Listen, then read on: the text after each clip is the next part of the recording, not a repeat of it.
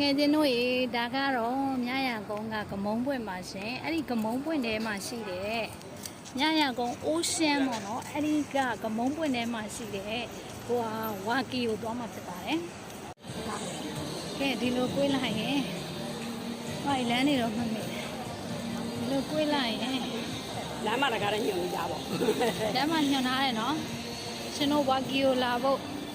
လမ်းမှာညွှန်ထားပေးတယ်ဒီမှာ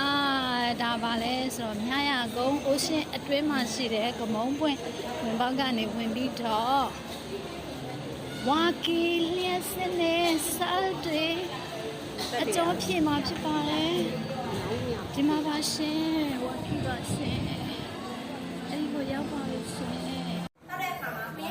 တယ်ဒီညောင်ဒီညတဲ့အခါကျတော့မော်လီကြီးတွေကကြီးတယ်ခန္ဓာကိုယ်ကအတင်းလေးကိုမစုပ်နိုင်ဘူးအဲ့တော့ရေတောက်တိုင်းစိတ်ကနခဏသွားတယ်ဖြစ်ရုပ်ပြဆန္ဒဆယ်နေမောသွားလိုက်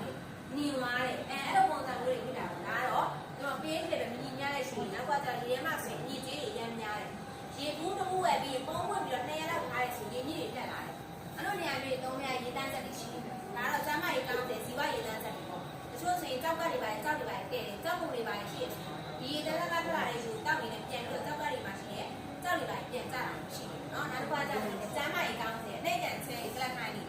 ဒါရောရှိတယ်ဆိုတော့ဒါကတော့ဒါတို့ဒီမှာစီနှိပ်ပေးတာပေါ့တလေတုံးစစ်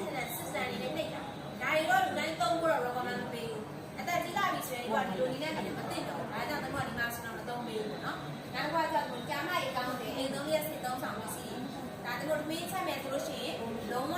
ဒီစီကျသမားတွေစားလို့ရတဲ့သမီးပေါင်းတွေရှိရင်ပြီးချက်မယ်ဆိုရင်စီတွေပိုင်းသုံးဆောင်လို့လည်းသုံးလို့ရတဲ့သမီးတွေရှိရင်ဒါကတော့ဆက်ဖြစ်ခြင်းမျိုးသားပေါင်းနေတယ်ဆိုရင်3000မျိုးရှိတာနော်နောက်တစ်ခါတော့